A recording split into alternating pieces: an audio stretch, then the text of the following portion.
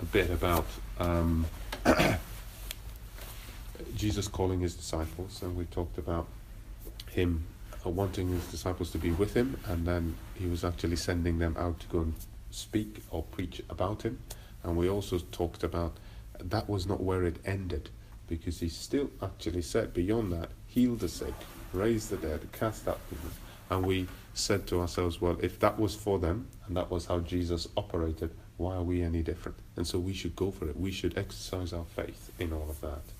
And as we do all of that, as we look outward to see why am I here? What is my purpose in life? And I think we've come to a conclusion that we are here as ambassadors of Christ. We're here to make an impact on the people that are around us, whether it's at work or wherever we are. And the only thing we said is, while that's a supernatural activity, we operate in a totally natural way as well. We don't need, remember the bit we spoke about Jesus not stopping in the middle of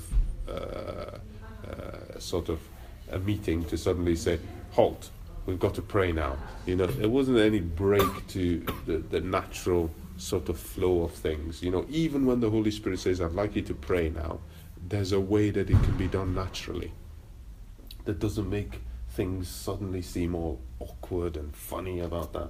You know, yes, we have to obey, and all the time what we think is not natural and normal is not what the Holy Spirit wants. But when he intervenes, there's always a way to make it naturally supernatural. There's always a way. And if we trust him, he always does that. So then there is no need for us to start worrying about the content of the Bible offending somebody or spooking somebody, or do you know what I mean? Or God is saying the following, oh, I can't really say that because I can't explain it and it sounds awful. Do you know what I mean? And there's some stuff you read in the Bible that you think, I don't want my friend to hear this, because the next thing they're going to do when we get out of there is just going to ask me to explain that. Yeah? And I know I can't. So you and I would prefer God to have redacted significant bits of the Bible because they're not pleasing to people's eyes. All of that doesn't really matter. God can introduce his word, he can introduce what he wants to people in a totally natural way. And so part of that is what I want to, well, I don't know whether I'll tell you the honest truth, I haven't prepared a lot for it because I want you to think it through, and I want us to just chat through on this subject. I was reading today 1 Corinthians chapter 13, and that's a chapter that you probably heard more times at weddings than you've read it yourself, sitting in your house. In fact, many people who've gone to weddings, serial wedding attenders, don't need to read it in their house because they can say it off the top of their head. They've heard it so often. But we're going to read the first few verses of it, and as you probably know, you can hear something at a wedding or you can hear something at a church service. When you settle down to read it and to say, what does this really mean? Actually, you start getting a totally different perspective on it entirely. And so we're going to look at 1 Corinthians chapter 13. Who remembers what 1 Corinthians chapter 13 is anyway? Jeffrey's back and on form. Yeah. Just because I haven't been here. Yeah, he's been brushing up.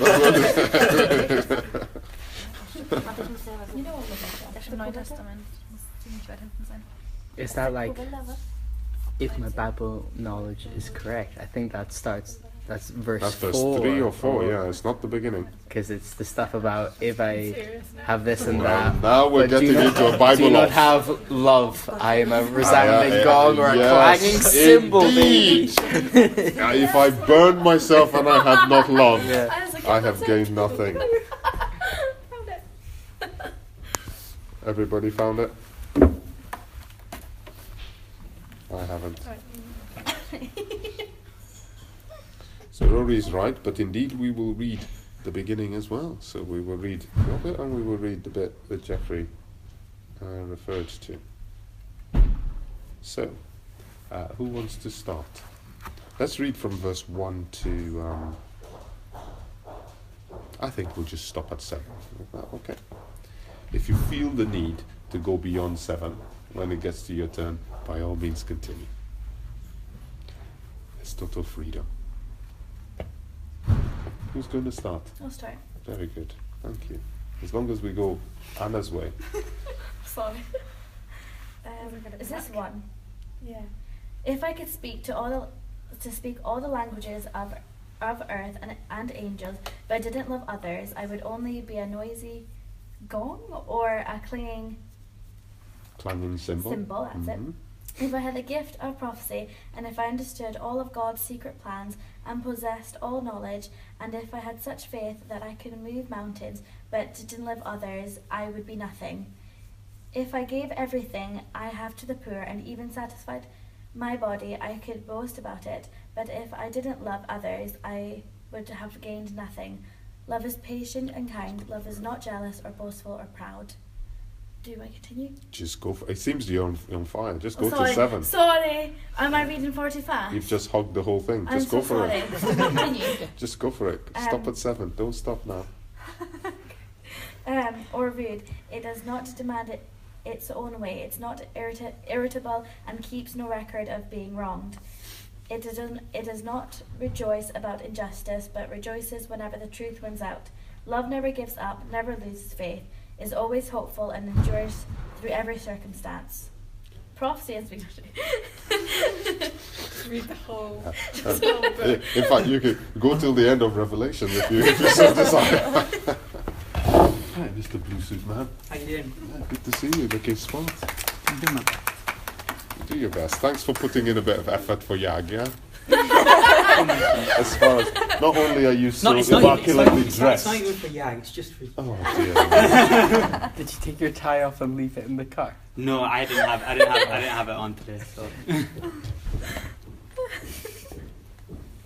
1 Corinthians 13, my friend. that's the love one, isn't it? Oh God. Yeah. That's it. I left my phone in the car. Can I look on? You certainly can, yeah. There's no. You do need glasses? Are you getting your glasses on? Oh, right, okay. Guys, don't get distracted by the blue suit man. He's only here to help you. For those of you listening on SoundCloud, Grant McGregor just walked in. He is wearing a blue suit. A nice blue suit. There's no tie, and he left his phone in the car. Now that's done, we can continue. Welcome, Grant. So, do you recognize those verses? You do, don't you? We often read these at weddings, as we were saying just before you came in, and we said if you attend enough weddings, you can probably run that off at the top of your head. But often when we hear it in that context, we don't actually pay attention to what it's saying. Now, we've been talking a lot about what God wants to do through us in sort of the last few meetings, and actually the beginning of this chapter is actually quite instructive in respect of all of that, because what it's saying here is if I speak in tongues. Remember the end of Mark chapter 16, was it? Mark chapter 16, we said those that believe in his name shall speak in other tongues, they will lay their hands on the sick and they will recover, and not that we read that as well. Now all these things we were speaking about, preaching to people, trying to make an impact on people's lives, praying for the sick, expecting them to be healed. All of these things are great and they're part and parcel of the gospel.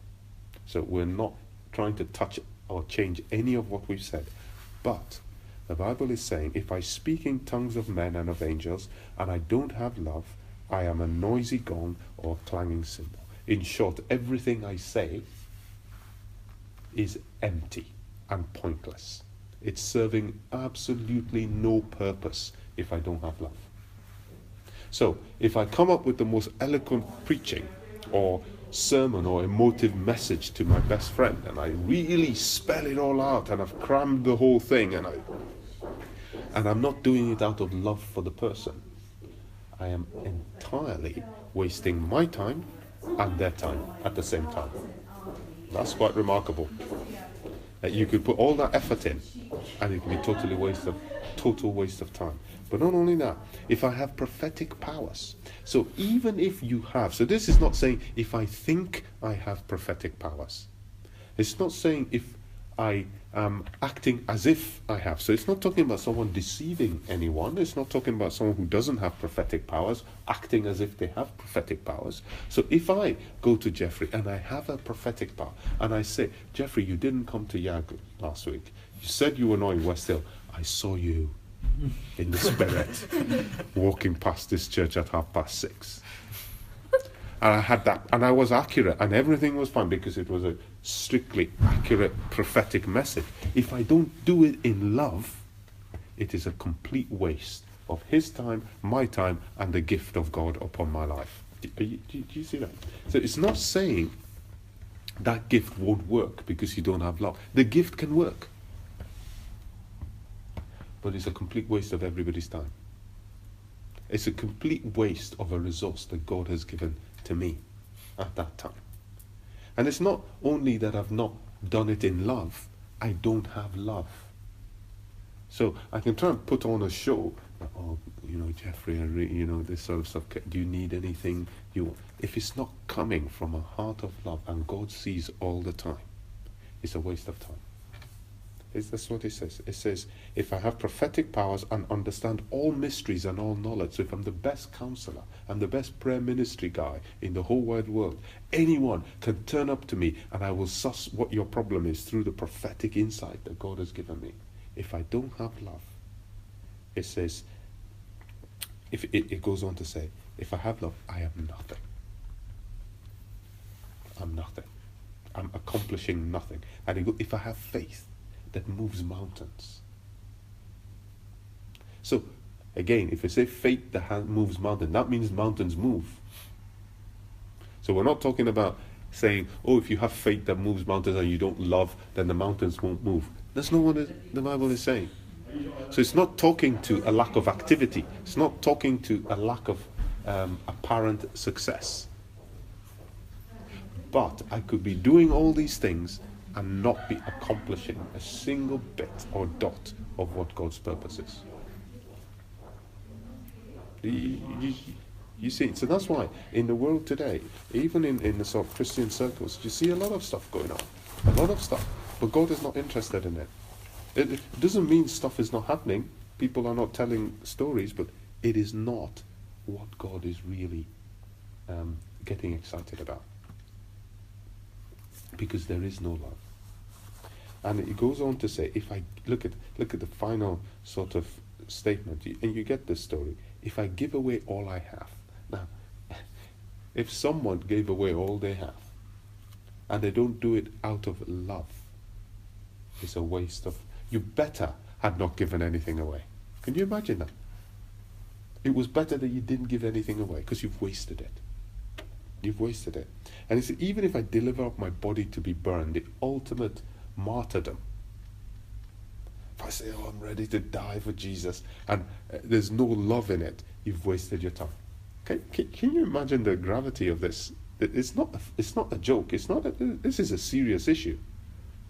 Because now he's giving these extreme examples, but you can see how it begins to apply to little things that you and I do, like me coming here and doing all of this.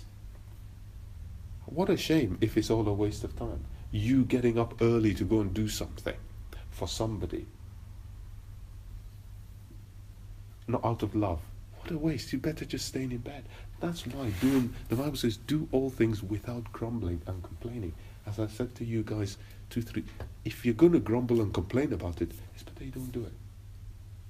This is a waste of your time.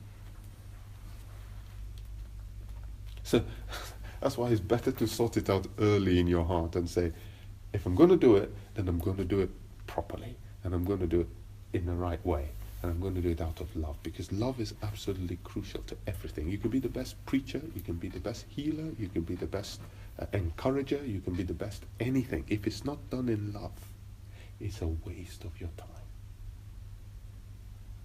And not only that, the impact that you think you're going to have on somebody is severely limited.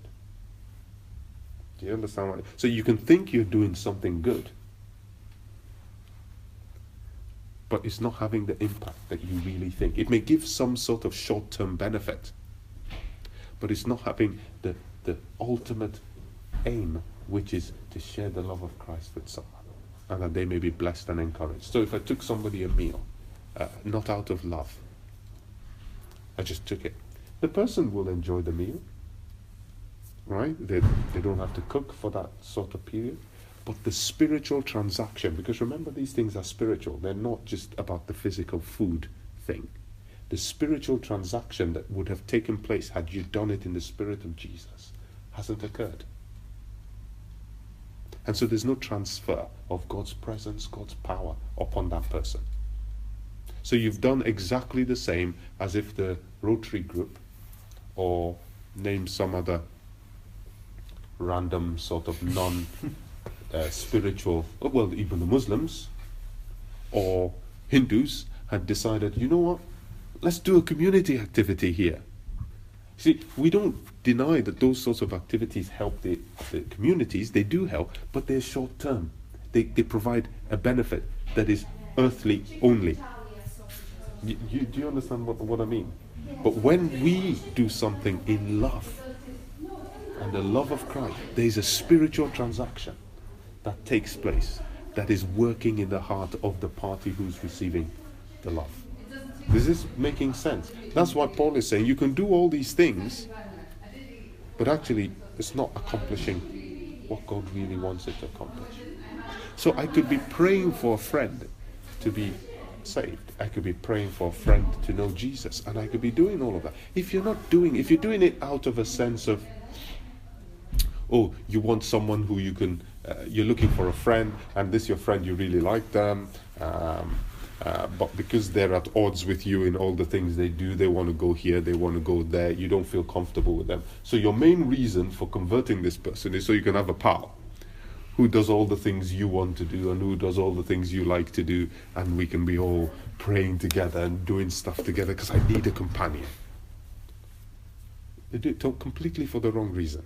Completely. It's not out of love for that person. It's out of self-interest.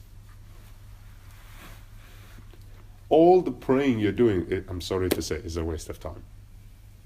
It's not happening. It's not changing anything. All the love you claimed to show, all the dragging the person to church that you've thought you're doing, it's not accomplishing anything. Because you're not doing it in love. That's why love is the basis of anything. Love is the basis on which Jesus died. That's why God doesn't even love, just love. It doesn't say God has love. It says God is love. His very nature is love. So how can we, his children, then not operate in love if we claim indeed to be his children? And so Paul starts with this concept of love. So all the stuff we talk about, anytime we talk about it, whatever we say, the center of it has to be love. And that's one thing, because I remember when I was a young guy in the faith and so excited and on fire in those days, yeah, and when I was starting to want to preach, I didn't care if I loved the people. In fact, I preferred to preach and be sort of throwing fire and brimstone at people. You know that type of, these guys need to be taught a lesson. They don't know anything. They know nothing about Jesus. They're all going to hell. We've got to get them into shape. What is all that about? Yeah, no love.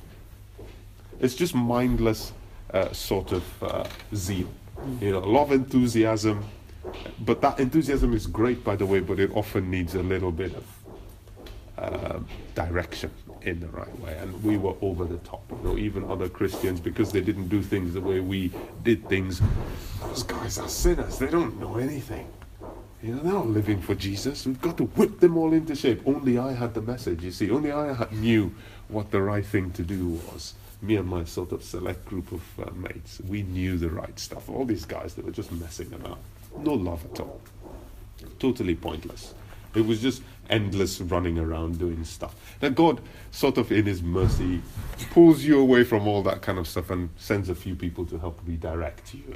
And I know you're laughing at me now, but you're probably doing something similar or have done something similar at some point in your life. Well, maybe it wasn't as extreme as what I was, but it can be misplaced. I can remember praying for people to be, that they're born again, that they get converted. Why? Because they're an embarrassment to me. Do you know what I mean? So if you had a cousin, for example, who constantly you know that kind of cousin, yeah? Who like you're just in church with your mates and just having a coffee, and then the cousin appears who swears a lot and all this kind of stuff, and he starts using awful language, and you're like, yikes, you know, this guy, I really don't want to get him anywhere near my friends. You know what I'm talking about? Then you start praying, oh God, convert him in the name of Jesus. And all you're doing is so that this embarrassment can stop. Not because you have a concern for his soul, and you have a concern that he would actually know Jesus and be saved. You can relate to this. It's the same with your friends or family members or your parents. Sometimes you don't like some stuff they do. Yeah, maybe they're a bit awkward and they're not getting stuff. If your parents weren't Christians, or the other way around, maybe they were Christians. I don't know, there's all kinds of things. You start praying about somebody, this person really must be saved, you know? And it's all because of, or needs to change, and it's all because of selfish reasons. Yeah, it's like whenever, you know, maybe you're in a relationship with someone and the person starts doing some awkward sort of stuff, and you start praying, God, you've got to change the person, change the person, change the person. It's not really about that. You know that. Because God is telling you, I'm not changing him or her. Look at yourself first. That's the starting point. So it's not about, that's not love, that is self-centeredness.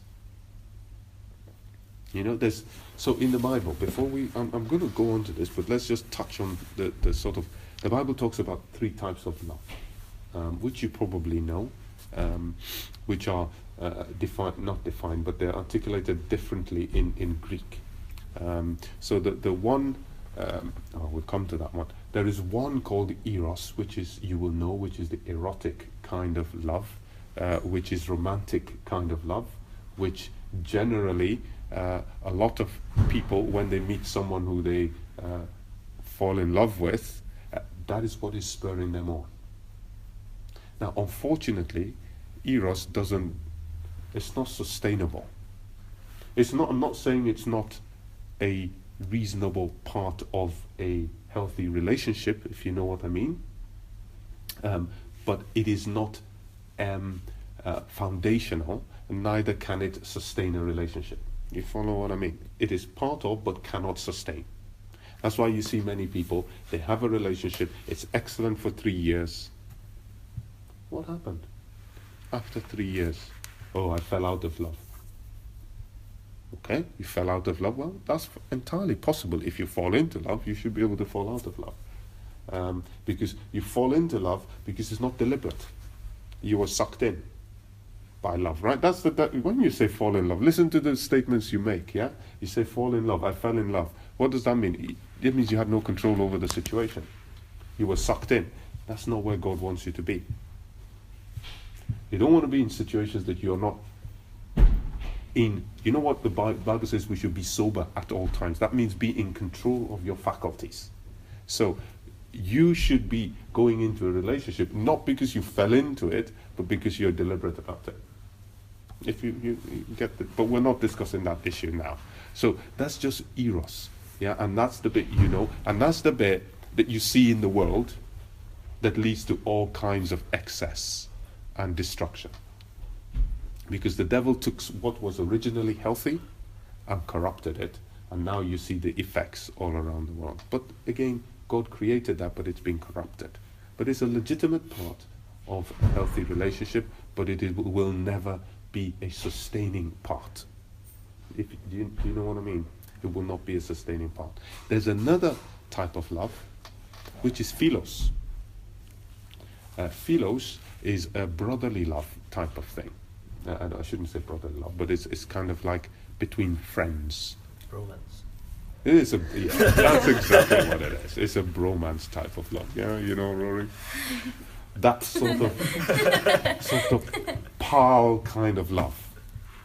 Now that again is entirely good and great, but is not in itself sustainable in itself. It's good and it's a good part of a relationship, but it is not sustainable because that philo will be challenged by the awkward behavior of your friend from time to time.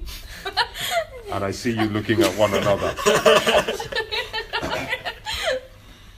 Is it true or not? Yeah, it will be challenged by the awkwardness. Now, try as you may to align yourself with people who are exactly like you, which is what we do. Yeah, oh, I don't like her, I don't like him. So you gravitate to people who are like you. You will still find a problem there. They will still do something that will annoy you. And even if you keep the distance, and one day you will spend a night together because you go away somewhere, camping or whatever, and then you'll find out that they use your stuff, or they toss dirty socks here and there. All these kind of quirky things that people do that suddenly, I've told guys, there was a guy, a friend of mine, who came and spent some time with me. Actually, he spent longer than I would have liked, but because You've mentioned this. I've mentioned it right before. Some of these guys won't know the story. You know the story. I mean, You could tell. I could tell you. It's a good one. It's a good one. He came for a few days because he had some issues and needed just to camp out, to hang out and that kind of thing, until those issues were resolved. Let's not get into any detail, but anyway, the few days became rather lengthy, shall I say. And this guy, I remember he started using my aftershave and all this, and it was the aftershave thing that really got me. Not because it was expensive or anything, but there's some things I just don't like. Mm-hmm. And one of them is using my aftershave. Another one is using my pen and not giving it back to me. Even if it's a chewed up Bic. When you take it from me, give it back, please.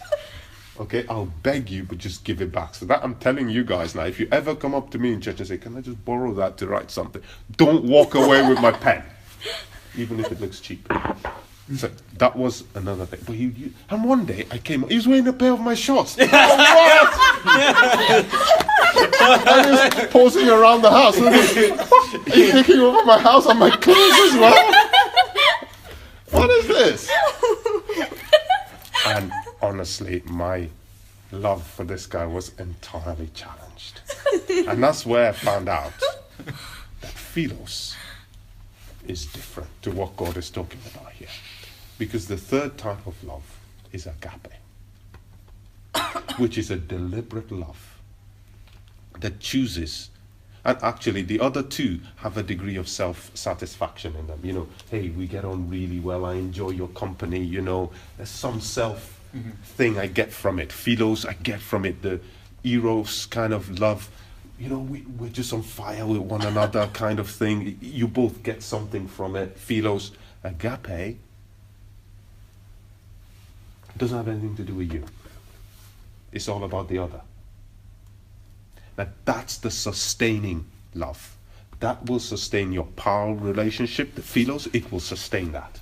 Because when my mate comes out with my shorts, I can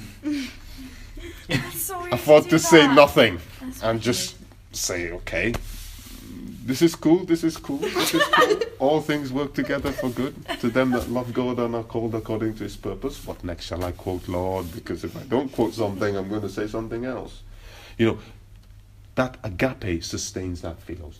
Agape sustains the eros kind of thing. And remember what I said about getting into relationship has to be deliberate.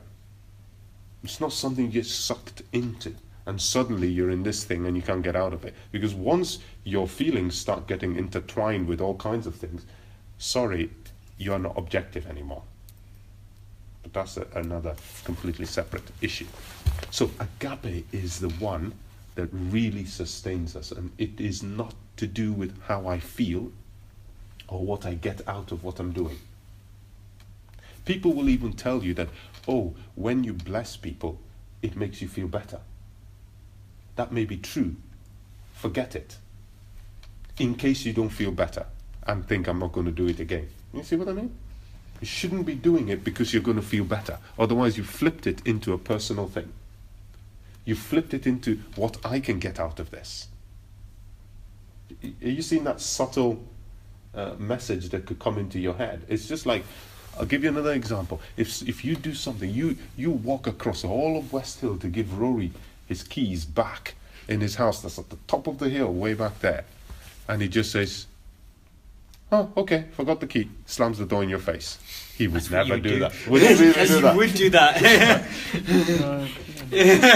that. Now, would you do it again? Would Yes. you do it again? I'm stuck, I got to. His brother, I have to. Yes. You would. Obliged. You would. Would you do it again? That's not his brother. Well, his brother would have a hard time doing it again. But you see, the thing is, it's not about the response of the person. The person may not even say thank you. So I will tell you something else. The last time you got cross because someone didn't say thank you to you is a confirmation that you didn't do that thing for them, you did it for yourself, or at least in part. Do you see what I'm saying? Part of the reason you did it, maybe not entirely, but part of the reason you did it was what you could get out of it. And what you expected was some sort of pleasant kind of feedback that says, "Hey, you know what, Jeffrey? Really appreciate you. You've done a great job. Thank you." Well done, Jeffrey. Well done, Jeffrey. Well done. You don't get that? Jeffrey walks away from me and thinks, and I'm thinking all sore, and I'm thinking, I'm not going to do that again. I did it for myself. Let's not mess about with the reality of the Bible. That is the truth. It's harsh. It sounds harsh. It sounds tough. But that's the reality. Let's think about our Master Jesus. When he died for you, he could see you and I rebelling. He did it for those who would never ever say thank you. He did it for those who would never ever appreciate it.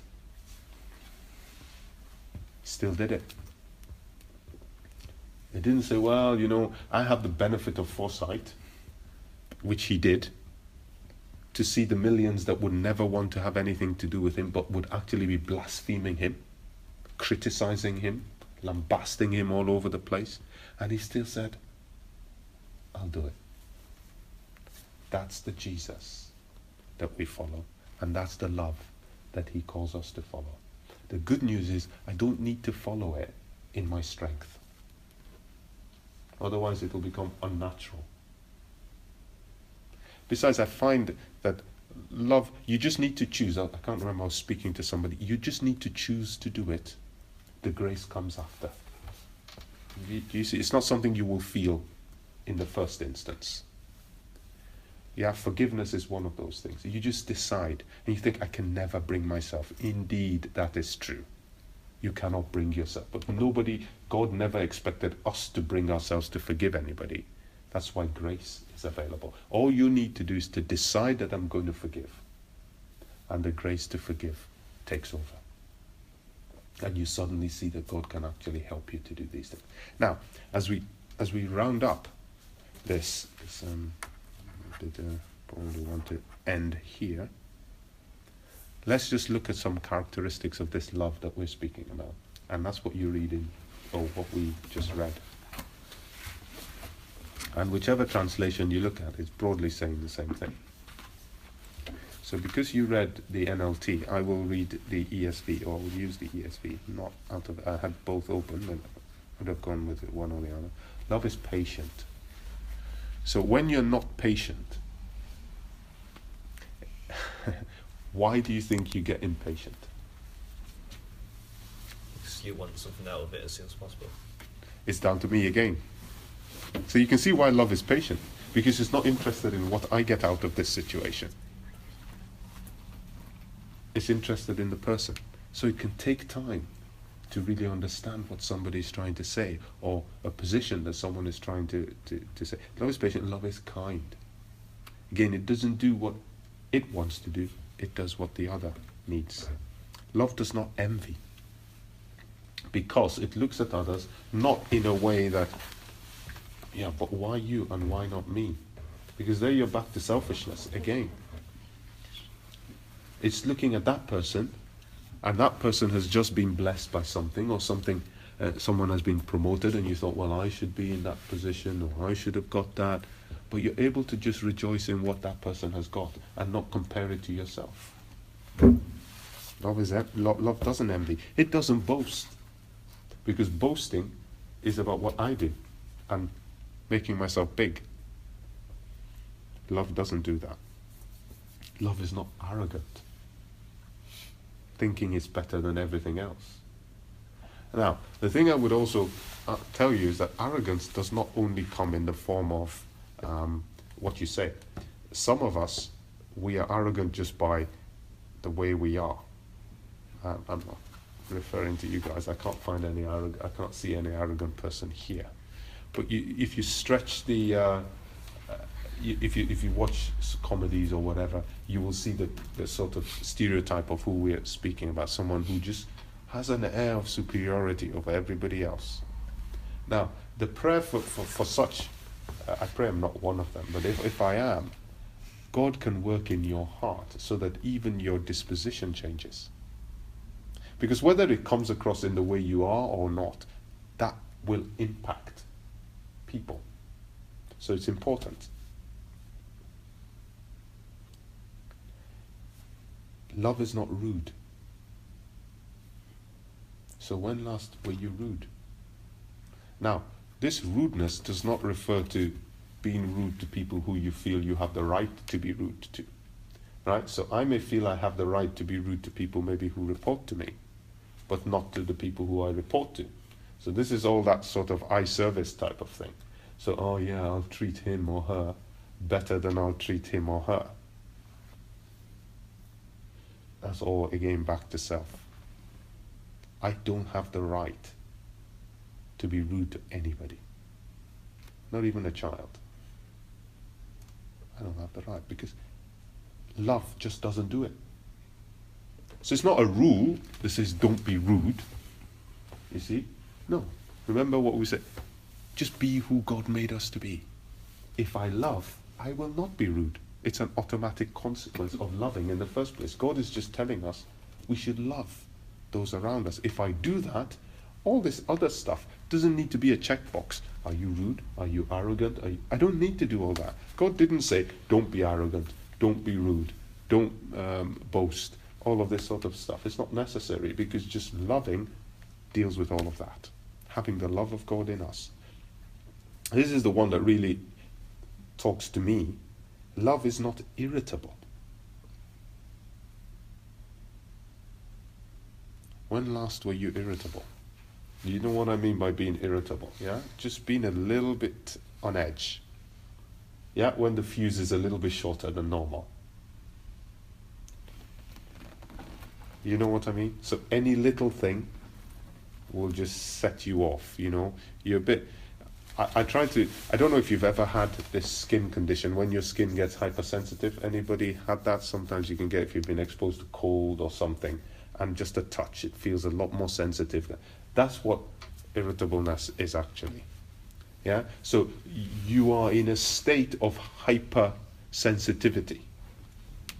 It doesn't take a lot for you to hit the roof. And it may not be big things, it may just be niggling little things here and there. And I know I get irritable sometimes. And look, there may be reasons for it. Maybe you have a headache, or maybe, you know, you have other things going on that are pressuring you and your faculties. It's still not an excuse. Because Jesus always had other things going on and a lot of stuff going on. Love of Christ trumps everything else that I'm going through. I could be under severe pressure at work. Sometimes I find out in the morning, I get it on Monday morning, for example. And I'm actually a morning person. But sometimes I get into the morning and there's a lady who sits behind me, and she's always so excitable in the morning and wants to show me video of her cat. Oh Lord, I really don't need this now. I really do not need this now. And so I found out that I can be, and I've told her before to try and ward this off, I don't like cats. So the other day, do you know what she came and said? She said, this time it's a dog, don't worry, it's a puppy. So you like this one? And this didn't work. And I can't lie that I don't like dogs, so there's no way out of this. And she said, oh, look at this, you love this. No, I know, I love my email. I love my emails. That's what I want to do. So I can be a bit irritable in the morning, you know, when I'm thinking. Now, am I walking in love? I'm not, because I'm thinking my agenda. Now, I need to draw the line somewhere. I'm not going to be occupied at work watching videos all day, right? But equally, I can give her. Do you know what I mean? Because that will mean the world to her, maybe, if I just took time to listen to this 15-minute video, even if I don't really. Do you know what I mean? It's 15 nice to minutes? be. Sorry, 15 seconds. No, she wouldn't show me a 15 minutes. She wouldn't show me a 15-minute video. I'd be out of there. Sorry. You know, just sit and watch one of these clips and things like that. You know, it will make her day. You know, or she wants to tell me about the weekend or something like that. Just take some time to listen. Do you agree? Of course. But sometimes it's not my priority, and so I start getting a bit irritable that time of morning because I'm busy and I can see all the stuff that's coming up. You know, I should really settle down and say, you know what's the right thing to do? 15 seconds will not make a difference. Even a 30-second video will make a difference. Yeah, and she's gone away and she's having, not because she showed me the video, but at least one extra person saw the video. That's a great day for her. And you've just blessed somebody like that. But it's a lesson I need to learn. And you probably need to learn as well. You're probably irritable in your own way, in other places. You know, it happens a lot with siblings. It happens a lot in families. You tend to feel a little bit more emboldened to be irritable when you're with your family. More so than when you're here. When you're here, you're even nicer. Is that true? And then with your brothers, sisters, and people, you can really begin to get. Whoa, whoa, whoa. Oh. It's the reality. It's true. That's the truth. I make a cup of tea for these guys all the time. I make coffee. Do you do it in love? I do. Do you do it in love, or do you do I it do. because you want them to make you a cup of coffee back? When's the last time? I just don't want them to be like, why are you making coffee? When's the last time? I'll tell you, you'll make me when I go. Then we'll be good. Yeah, we don't want family wars to break out now, do we? But you know what I mean? Yeah, again, it's not. Think about, you know, at least in the UK, I don't know about in Germany, but we talk about, you know, Christmas holidays, normally a sort of hypersensitive time because you have a lot of families together. Yeah, and I'm not talking different families, I'm talking about the same family coming together, and that is combustible. Inevitably, after 3 days, something is going to blow up, and there's going to be someone somewhere. It's going to happen at some point. Even if it's just Christmas Day, something is going to happen just on Christmas Day that's going to trigger some blow up. And then someone has to intervene and try and sort the situation. It's same with families going on holiday. When a lot of extended family, generally the sort of family unit can cope with themselves, although there's still going to be tension in that kind of setup. But you start building layers of extra family into it, and you go away on holiday. It looks like the best idea ever. And then you get there.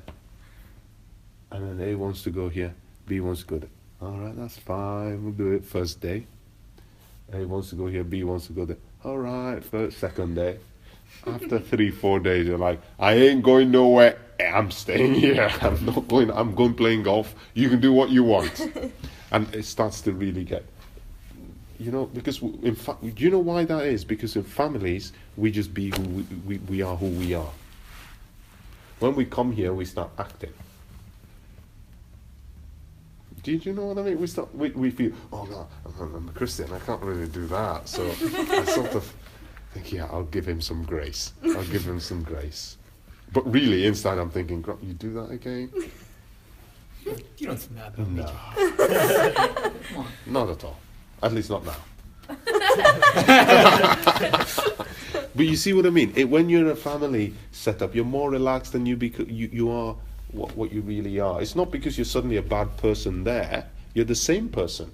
It's just that you can be more restrained when you're now dealing with people who are not your immediate family.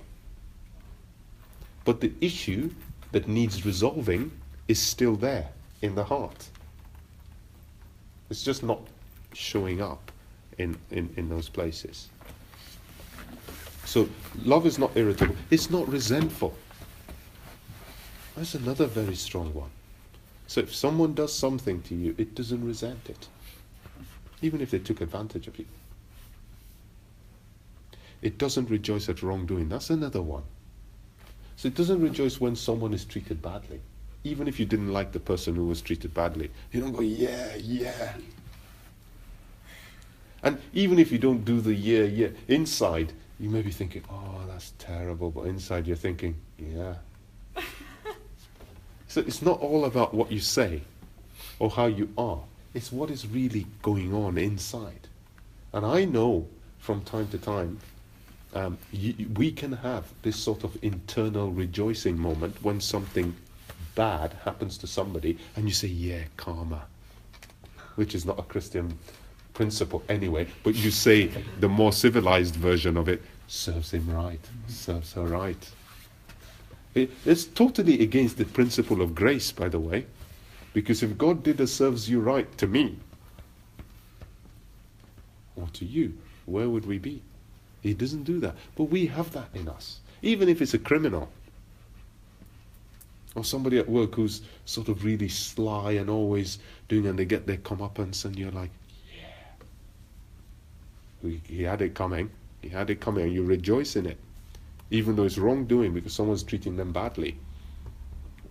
These are just signals and signs of the human heart. We are all the same. So we all have the same condition.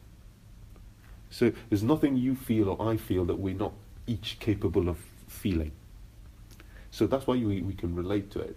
But God can come in and he can change it, because true love doesn't rejoice in wrongdoing. It doesn't. It rejoices always in the truth. And then this is where I'll leave it. Love bears all things, believes all things, hopes all things, and endures all things. And I'll give you one example of that. Not an example, but one illustration of that. Is this concept of trust. If you shared something personal with person A, and that person told a number of people what they said, what you said was confidential, would you tell them that again? Even if they said, oh, I'm so sorry, I'm never going to do that again, would you tell them again? And it's a question I want you to think about, because love believes all things, hopes all things, suggests to me I should. I'm not saying you should, because there's some reasons you may choose not to do that. But do you understand why love is challenging us to believe in people and to hope in people, even when they've messed up again and again and again and again? Do you know why that is so important? Because I've messed up again and again and again and again and again, and I want God to give me another chance. I don't want him to say, Charles, you've done this 7 times now. I'm drawing a line. I'm not crossing that line. That's the end of it. I don't want to get to that point. And Peter asked Jesus that question. He says, Jesus, you said we should forgive. But how many times? Surely there's a limit to how many times I'll forgive somebody. And Jesus says 70 times 7. Not 7 times, 70 times 7. True forgiveness actually, in reality, involves a restoration of trust. The practical reality is you may still not feel comfortable sharing with that person again. Or you may just change tack a little bit. But you have to check yourself in that situation to be sure with God that it's not a lack of forgiveness that's leading to you not wanting to share that. You understand what I mean? Because often we hide the unforgiveness in that, oh yeah, I've forgiven, but I don't trust them. And that may be true, but check yourself that that is the truth, that you have indeed forgiven them. And that you're just choosing a different strategy in respect of who you share with. Do you get what I mean? Because it's often hidden as sort of, yeah, I'm not going to trust them again, but actually they've never been forgiven.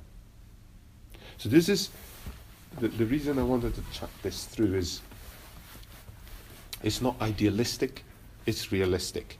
but it's challenging, because I know you're sitting there thinking, well, how can we ever attain to any of that? And I know you can't, and I know I can't. But to those who humble themselves and say, God, I can't, but I want to, there is plenty grace. And so that you will not be able to say you did it, because it's the grace of God working in you. And that's all we can do tonight, is just put ourselves back in the presence of God. I mean, what else do you want but love? The love of Jesus. Just pouring out through your life. Hoping all, believing all, listening to videos about dogs and cats, and taking crisps from my pal who used to give me, even though I never took the crisp. Yes, and Stuart, saying hi to Stuart and taking time to listen to Stuart, even though he was very grumpy and always had a moan. But you settle down and you say, yeah, I'm there for you, I'm there for you. It's not easy all the time. And then this Christmas, I want you to be an exemplary Christian. I want you to be Jesus to your whole family. I'm just kidding. You should be Jesus to everybody at all times. Okay?